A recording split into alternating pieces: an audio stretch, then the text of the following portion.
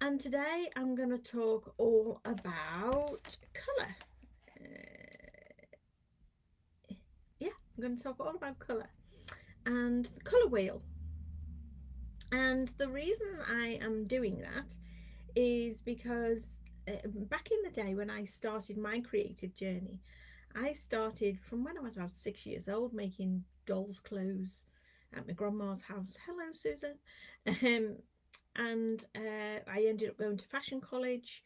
And then later I went into teaching, and I was teaching for Hull College and the local authority, and I was teaching interior design and soft furnishings and various other arts and crafts projects. But always at the core of these things, colour was important as well in fashion and interior design. Colour is important. Now, recently, that programme, Changing Rooms in the UK, has come back to air with the great Lawrence Llewellyn-Bowen, which has kind of prompted, hello, Susan Hodge, Hodgson. So which really prompted me talking about colour again. Because there's many different ways we can add colour, hi Debs, to our silver clay pieces. So making mixed media jewellery, we can add gemstones, of course. There's, oh gosh, a wealth of different coloured gemstones we can add into our pieces. If you work with resin, you can work with resin into your pieces. And I've recently made a lovely pair of earrings that have got resin inside of them, just to add that flash of colour. You can add enamels, of course. Now, enamels is my nemesis. As much as I love enamels, I think it's awesome. It's just not something that floats my boat, because I don't know why. I haven't got the patience for it. I've got patience for tons of other stuff, but when it comes to enameling, no, it just doesn't work for me. But we can also add lots of different coloured beads. We can add polymer clay. We can add paints and patinas to add colour into our work. So there's lots of different ways. Even as metal clay artists, we can add colour into what we're doing. So I wanted to talk about the colour wheel. Back in those days when I started teaching sort of interior design, I know the first class I ever did, I would always get people to paint their own colour wheel. Now, I could see people rolling their eyes going, oh, why do I need to do this? You know, this feels like very childish. Can't we just work from a printed colour wheel? Hello, Malika. Um, well, yes, we could have worked from a colour wheel. But once I get people to actually paint this colour wheel, later on into the course, they kind of understand why I've got them to do this. In order to understand colour mixing, what works and what doesn't really, all those sort of things. Resin is your nemesis, Malika. I can't get it to set, and it gets everywhere. Oh, Malika. I guess it depends on what kind of resin you're using. Oh, I'll give you my top tips for resin. The resin I like to use is the UV resin, and then that cures under UV light. Now, it's not cheap. It's one of the more expensive resins, but it will cure in 3 minutes under a UV light. So, you know, that's a great plus in my book. Um, I leave the little cup shelves. I need to leave those little cup shelves on your wall. Oh, these behind me, is that what you're talking about? Debs.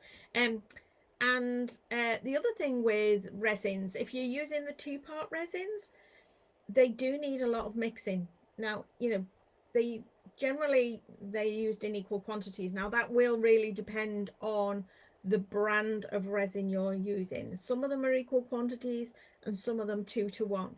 So you really need to read the instructions of what particular resin you're using, and make sure you are using them in the correct quantities, because again, that might be a reason why they're not curing properly. And when you mix them, they probably need 10 times longer to mix than you actually think they do, because of the thick viscosity of resins. They do take an awful lot of mixing up in order to really get those two sort of parts of the resin really mixed well together, because they won't cure if they're not mixed properly. So Malika, I hope that's a few tips for you. Deb's behind me. Yeah, the little cups on the shelf. IKEA is all I'll say. Get yourself down to IKEA. That's where I got all this from. So yeah, and the colour wheel. So first of all, understanding the colour wheel, make yourself a colour wheel. I know it seems like a lot of trouble, but if you are one of these people that don't find mixing colours natural, it doesn't come naturally to you, and you think, I'm not very good at mixing colours, then give this a try, because this will help you understand. So create yourself, get yourself a compass and draw yourself out a wheel like so. So I've printed this one out just to make it nice and clear, and I've got 1, 2, 3, 4 bands here. So on the outside band, that's for me to write in, and these 2 inside bands are, or I should say 3 inside bands, are for me to paint in. So your colours on your colour wheel are separated into your 3 primary colours, which are red, blue and yellow, and I've placed them equal distance apart on the colour wheel there. And then halfway between those 2, when you mix your red and your blue together, you'll get your violet. When you mix your blue and yellow together, you'll get green. When you mix your red and yellow together, you'll get orange. And then you'll start to mix those to get these tertiary colours. So you've got your 3 primaries, your red, your blue, your yellow. You then mix equal quantities of these to get your secondary colours, and these bits in between are called tertiary colours. So how does that actually look on your colour wheel?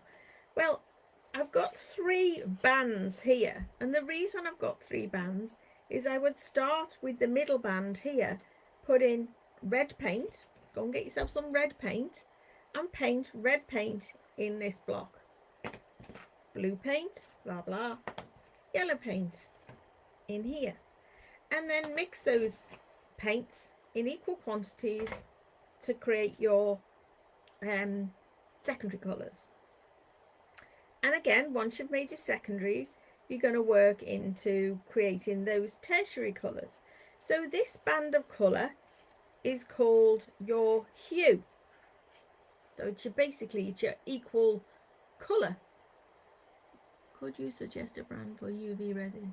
I started with epoxy 2 components, and lately I've used UV resin. I prefer epoxy resin. The problem is the time to cure.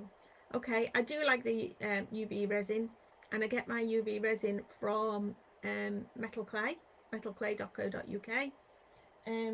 Let me just grab one. So there you go. That's what I use. It's called Angie's Super Resin UV Crystal. Okay, so if you're looking for UV resin, that's what I use.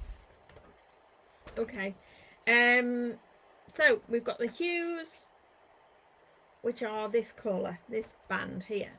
Now the band in the middle, okay, would be all the same colours but a bit lighter. So basically these would be called tints because they've got a little bit of white added to them. So these would be your tints. The band on the outside, I would add a little bit of maybe grey or black to them to give my shades. So how does that look in reality? Here's one I prepared earlier. So here's what it looks like when you actually fill the colour chart in with the colours. Okay, so this is my colour wheel. So I've got my red, my yellow, my blue, and the secondary colours, the green, the orange, and the violet. And then in between of those, we've got the tertiary colours. Okay, the tertiary colours. So in here, we've got the tints. And so these are all the paler colours.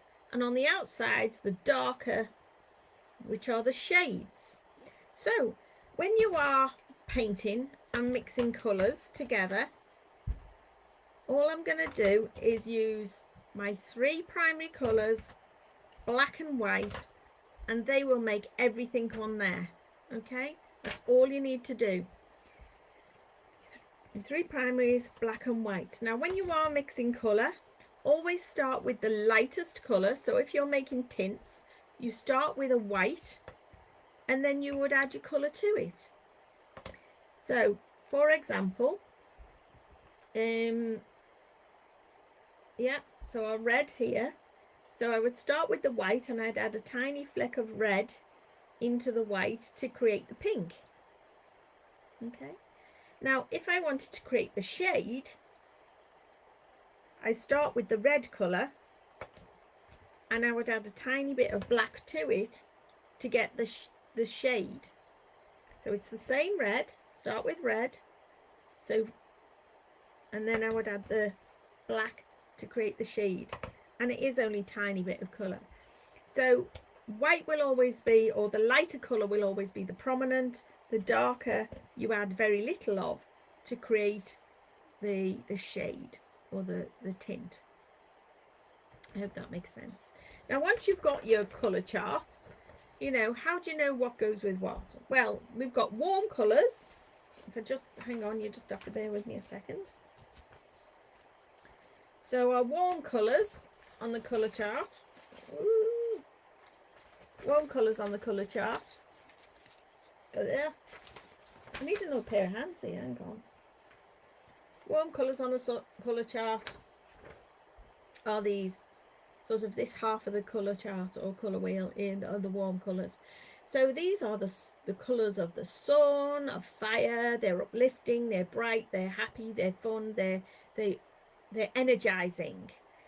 So they are lovely, bright, warm tones. Now, if I flip this over and I have cool colours, so my cool colours are of ice and water and earth and of nature and trees, and these can be quite calming and relaxing colours. So all this to be bearing in mind. And colour can be used obviously into your jewellery, but it can be worn, you know, as you're wearing colours, as I am today, wearing your colours, and your branding, your logo. Think about how you're going to use colours to interpret a message, because that's exactly what it will do. Interpret a message about your brand and your logo. Now, there are different ways of we can mix colours up to pleasing arrangements, shall we say. So I'm going to select sort of colours on the colour wheel that is about a quarter, and these are called harmonious colours. They have got another name as well, but I've always known them as harmonious colours. So anywhere I turn this on the colour wheel, this is taking like a quarter section of the colour wheel, and these colours will always work really well together. Ooh, it's not very technical, this, as you can see. This is a bit of paper that I've cut out. But these colours will always work really nicely together. So as I say, whether this is colours you're adding into your jewellery, and these are quite mellow. So these are, you know, quite mellow in as you mix these together, whatever assortment or wherever you place this onto your colour wheel, you'll get quite a mellow arrangement of colours. Okay, so that's harmonious. Then you can have complementary colours. So these are colours that sit opposite each other on the colour wheel. So for example, this will do sort of the violet and the yellow will give you a real contrasting, vibrant and exciting kind of mix. The blues and oranges, again, you can chain this to any point on this colour wheel. So these colours that sit opposite each other on the colour wheel are always going to really excite and give you a little bit of pop, and in many ways they are more interesting to look at. Okay, so that's your complementary colours. Then we have a split complementary, which, yeah, it's kind of this. So whatever colour you select, it's sort of on the opposite side of the colour wheel, but just either side of it here. It's just either side of that opposite section. So this is a split complementary as well, and again this can be rotated to whatever position you like. This gives you a really interesting colour pop as well. So so there we go. Then we have monochromatic colours. Monochromatic colours is any colour that you select on your colour wheel. So for example, let's choose the green. I'm going to choose the green. Any colour you select on your colour wheel, like this, but includes its shades and tints. So this is a monochromatic colour scheme. So in order to gain interest into that kind of a colour scheme, if you're just going with one colour, you need to add patterns and textures to give the elements of interest in there. So that's a different colour scheme again. Now there are lots of others you can play around with as well. Just made a fantastic orange glass. Ooh, that sounds exciting, Sarah.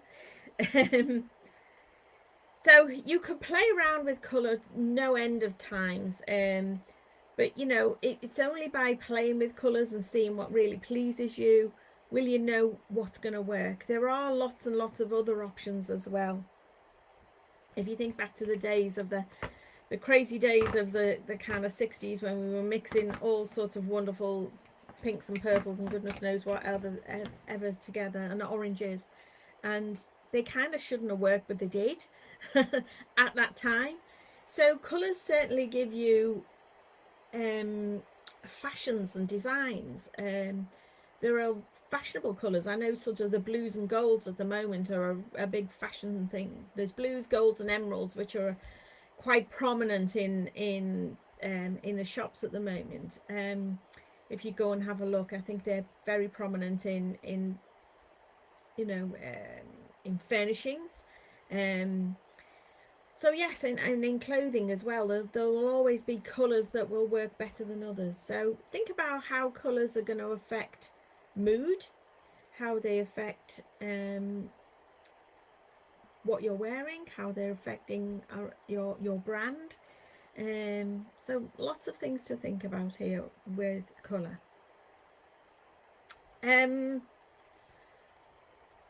So what colours make you happy?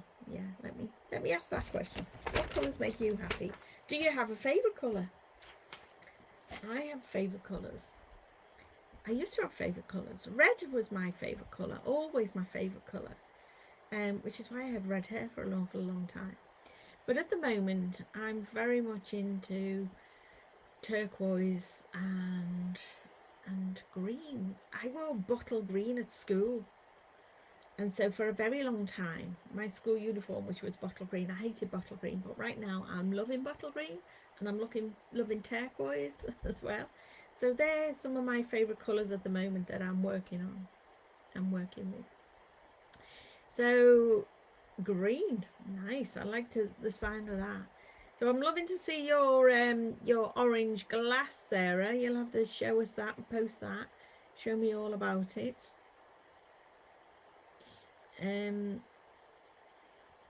So thanks for use a cure is a little sticky that disappears after 24 hours.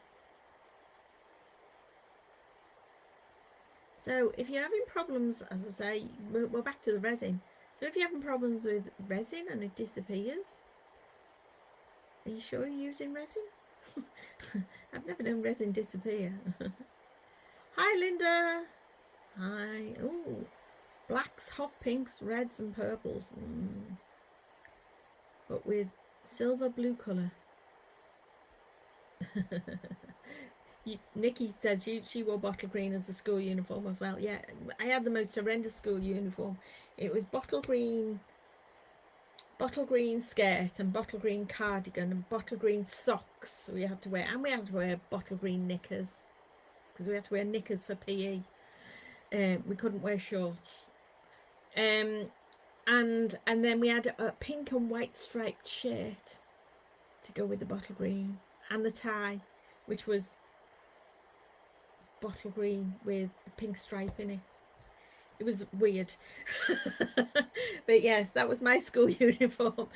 Um, yeah, I never understood it. And a duffel coat. Oh God, I had a duffel coat.